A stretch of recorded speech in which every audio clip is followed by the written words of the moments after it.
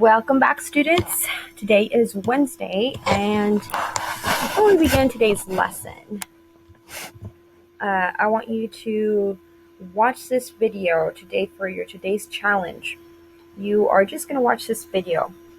We're going to be learning about a lot of things today, so you might get a little overwhelmed. So I want you to think about the difference between a growth mindset and a fixed mindset. So we're going to watch this video for today's challenge, and then we will get started. What's up, y'all? Welcome back to In Control. We hope that your day is going as well as can be expected and that it's drama-free and full of learning and fun and connections and stuff like that. So I'm sure you figured out what today's video is going to be about. I'm not going to act like it's some kind of mystery. It's all about growth mindset. But before we jump into all of that, I have a question for you.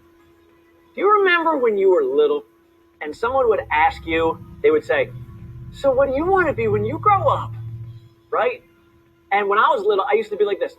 I want to be a doctor, a lawyer, a veterinarian, a firefighter. I want to make pizzas. I want to be the president of the United States. Yo, and you know what? People would always be like, well, you know what? I believe in you because you can be anything that you want as long as you put your mind to it. And I'd be all like, yeah, you should believe in me because that's how it's going down. But then I think that we get to a certain age, right, where we start to doubt it a little bit maybe. Like when we were in first or second grade. And then when we got even a little bit further into like third grade, we started learning about different careers in school. And then you were maybe like, okay, so I probably can't be president and an astronaut and a doctor. And then you got to fifth grade and you start doubting it way more. And now that you're in sixth, seventh, or eighth grade, and we're at this point in our life, maybe we can feel like we could never be a doctor. Like in a million years, you might be like, nope, not this girl, not this guy, right? Or maybe you feel like you could never be the president. Or maybe you feel like it's not possible to be an artist because you just made this thing in the art class and it was just like, Well, what if I told you it was still possible to be anything that you wanted to be, and it doesn't matter like who your parents are, how much money they make, or what part of town you're from, or it doesn't matter what you're good at right now, or what you're not good at right now. Well, all of that is true, and it's not just me trying to be some like motivational guy or something. It's actually proven science. So, if you're sick and tired of feeling limited, or feeling like you might not be able to do something that you really want to do when you get older, or even if you're feeling like middle school's got you down, or high school's going to be hard, or college is just going to be impossible, sit back, relax, and put your conversations on hold as we jump into today's video all about growth mindset.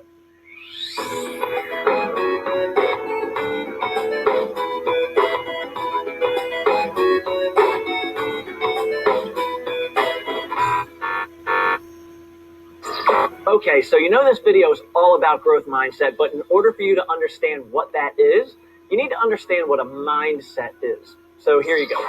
A mindset is an established set of attitudes held by somebody, or like a set of beliefs that someone has. Let me give you an example. There's something called a fixed mindset. People that have a fixed mindset believe that people only get what they get when they're born and they can't grow. Like the talents or traits that they have naturally is all that they get. And if they want different ones, too bad. It's a pretty sad mindset if you ask me. So these people with this mindset believe that you're either born knowing how to, play a musical instrument, or you're not. Or you're born being good at video games, or you're not. Or you're born being good at math or something in school, or you're not. Pretty sad, right? It's the opposite of believing that you can achieve your dreams, or if you work hard enough, you'll get whatever it is that you want. So I don't really like a fixed mindset. We're going to be done talking about that for now. Okay, so now to introduce the one that we're going to talk about today, growth mindset. Growth mindset is the exact opposite. People with a growth mindset believe that new abilities can be developed through practice. pretty reasonable, right? Like, if I practice my art skills, one day, if I keep at it, my portrait of the principal won't look like some weird sloth chipmunk mutant with Harry Potter glasses. Sorry, sir. It's basic stuff, though. Growth mindset says when you practice things, you get better at things. So if you're not good at it now, you can be, as long as you don't give up. There are 3 parts to this video series where we're going to learn way more about growth mindset, but I'm going to leave it right there just for today. But here's my question to you. What side do you want to choose? Do you want to believe that you can figure anything out, even if it means struggling through the hard part? Because that's really all it is. It's being willing to fail, learning from the failure, getting a little bit better from it, and trying again. Or do you want to be like old Eeyore over there and be like, woe is me, I'm never going to be able to figure this out, I'm not good at math, I guess I'll never be good at math, or I'm not good at being a YouTuber or a skateboarder or blah, blah, blah, right? I don't know about you, but I would rather live a growth mindset life that says, you know what? I don't get this yet, but I'm going to get it. Or you can choose a fixed mindset life until the next video when I show you how scientists have actually proven that our brains were created to learn, grow, and change. All right, y'all. Well, we're proud of you, and we will see you next time here on In Control.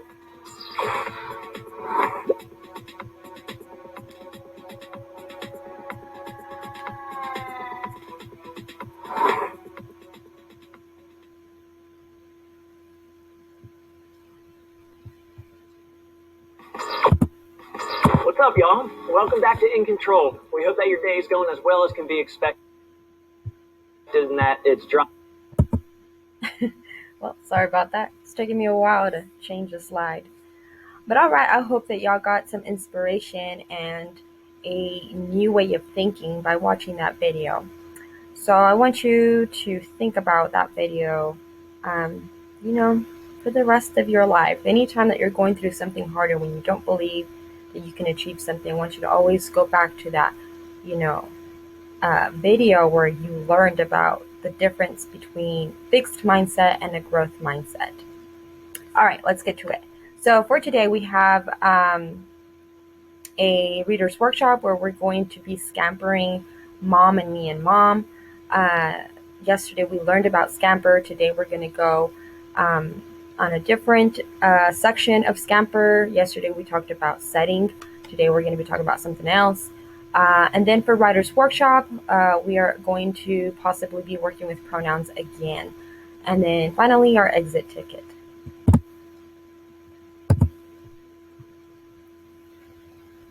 All right, so for today, on our Scamper, we're going to be looking at conflict. The central question of the day: how does conflict and setting affect plot? Take notes. We're going to review what is Scamper. Once again, Scamper is an acronym, a reading strategy used to help us remember the elements that we analyze in plot. Let's review what Scamper is. Setting, when and where the story took place. We want to be specific about that. C stands for characters. We start off with the main character, and then we also analyze secondary characters throughout the story. A stands for attitude of the protagonist. We want to take a note of the attitude of the protagonist at the beginning of the story and even at the end, and determine how these characters change throughout the story. M stands for motivation. Why do the characters do what they do? P stands for problem, or aka conflict. We want to notice the conflict and determine whether it's an internal one or an external one. And if it is an external one, we want to note what type of conflict it is, and that's what we're going to be learning about today. E stands for effect. What is different from the beginning and the end? How do the characters affect other characters, or even the plot itself? R is resolution, stands for the ending of the story, how the story ends. So what is conflict? Like I said earlier, it's just another word for problem. Conflict is a struggle or adversary that the characters face throughout the story. There are 4 types of conflict. We have external, which is character versus society. We have another external conflict, character versus character. We have another external one, which is character versus nature, and then internal one, which is character versus self.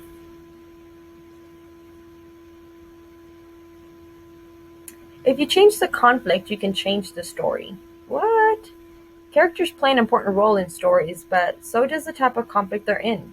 Every problem can result in a different solution, lesson, or even an outcome. Depending on the conflict and the type of person the characters are, can help you determine what the moral of a story is, or, the theme. We'll talk about theme later.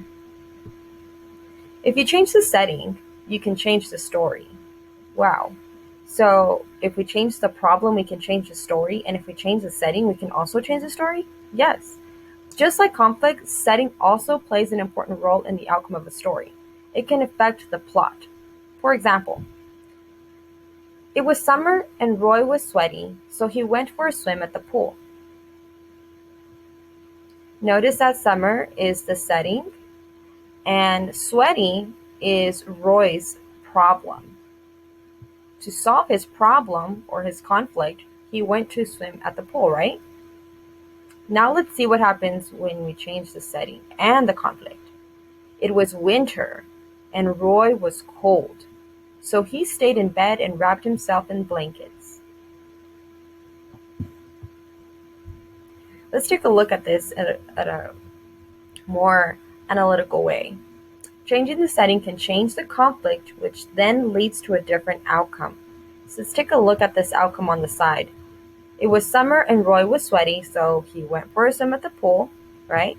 So the outcome is that Roy goes outside, because in a different setting, he has a different problem, so the outcome is he goes outside. It was winter and Roy was cold, so he stayed in bed and wrapped himself in blankets.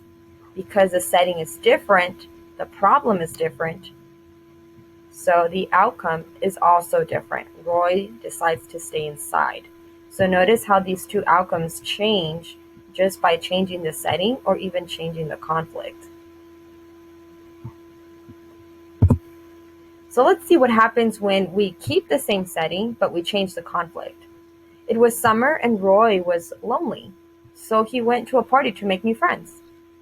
Does he go outside? Yes. Okay, we keep the same setting, but we change the conflict. It was summer and Roy was overwhelmed by his friends, so he decided to watch TV instead. Well, look at what happens. In the same setting, but with a different conflict, there is a different outcome. Roy decides to stay inside this time instead of going outside. Can you see now how the conflict in the setting can affect the plot?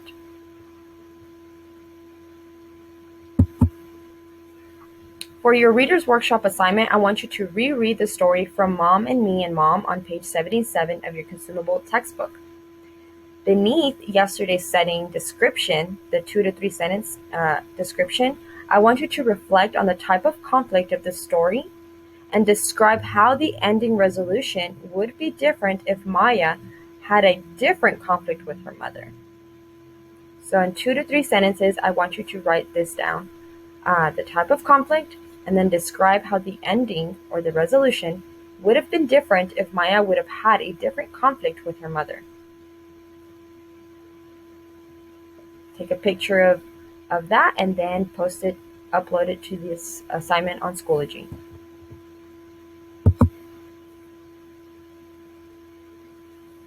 So this particular slide is for the students in the classroom. We get to stand up, we get to take a short break. If you want to do this at home, you're more than welcome to do that.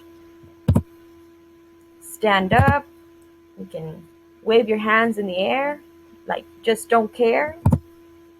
Touch your toes, then jump once, and then turn to your neighbor and give them a nice compliment. If you don't have a neighbor, I don't know, just look at the wall and say something nice to yourself. And then twist your back. And then finally come back to level 0 and take a huge breath and hold it for 3 seconds. And then release your breath slowly.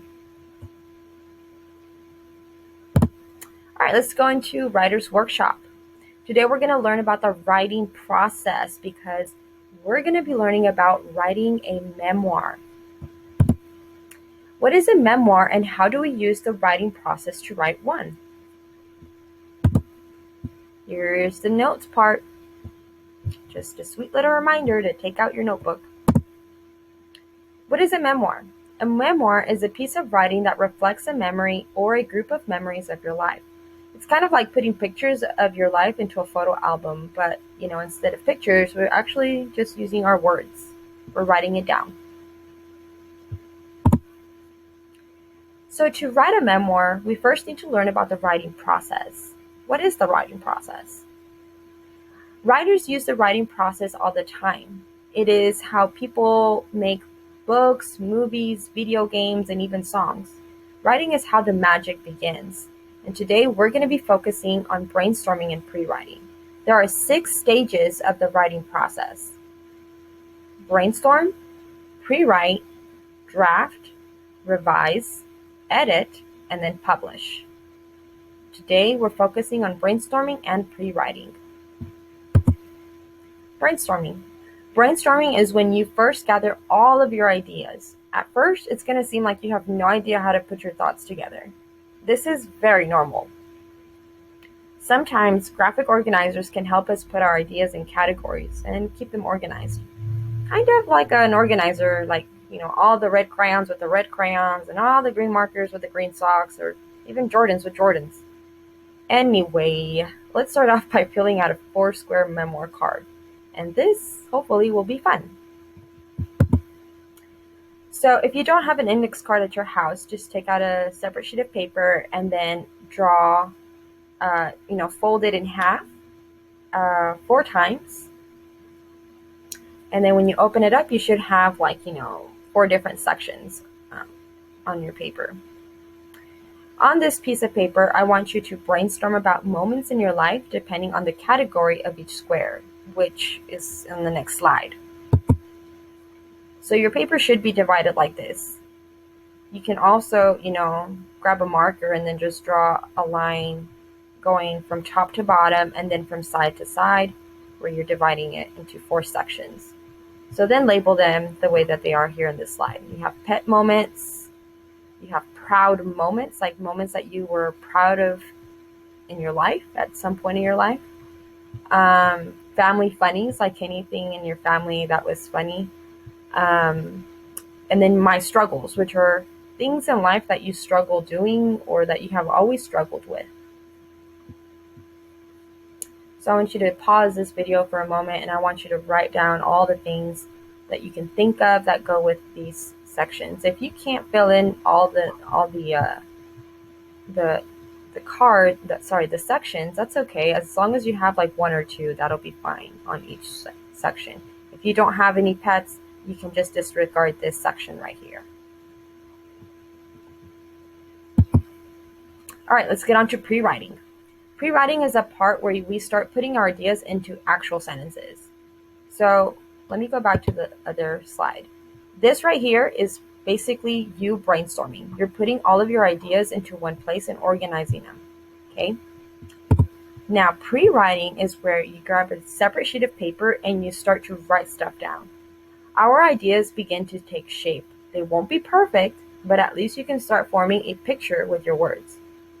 Forming pictures with words is called descriptive writing, and we'll learn more about that later. But for right now, I want you to just focus on creating complete thoughts with the memories you wrote down in your 4-square card graphic organizer.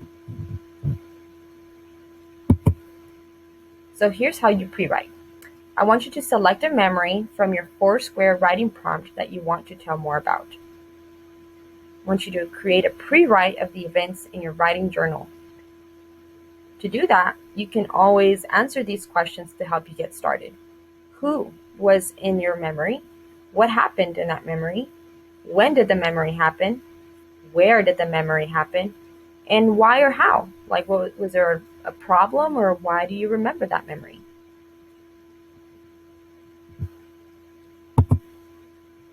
Let's review setting to help you get started on your pre-writing.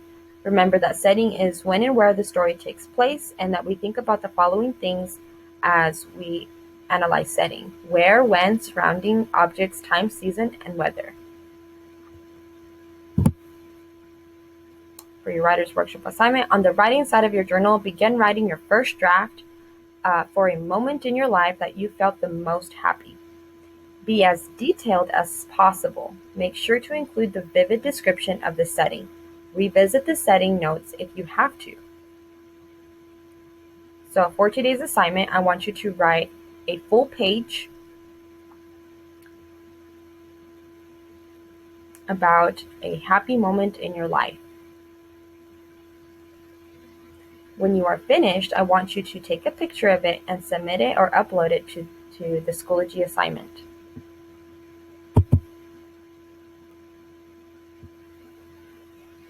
So let's debrief. I want you to think about these questions. What did you learn today? How did this change your thinking? And what information did you gather from this that can help you in the real world?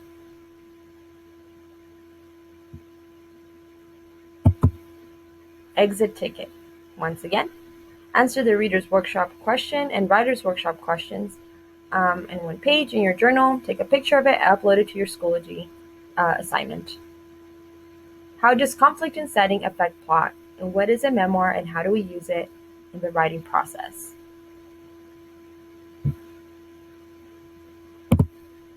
That's all for today. I hope you guys have a great day, and I hope you have a beautiful day. Bye.